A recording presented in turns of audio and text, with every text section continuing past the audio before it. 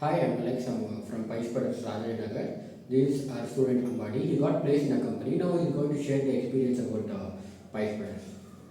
Hi, my name is Ambadi Vishnu P J. I'm from Kerala. I have done my MCA from Central University of Karnataka, Gulbarga. Here I took the course of Python web development. Here Keshwasa took Python and data structures for me. Murlisa took SQL, Alexa took Django, then Silvasa took the aptitude, and Darshan sir and Vishal sir took web technologies.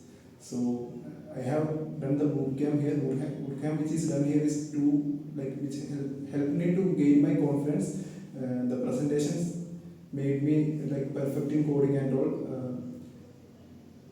Okay, how was the mock interview very Mock interview I was mock interview has helped me more. Like they asked me interview related questions and all. So I got an idea about what all questions they will ask in an interview and all. I prepared according to the mock interviews.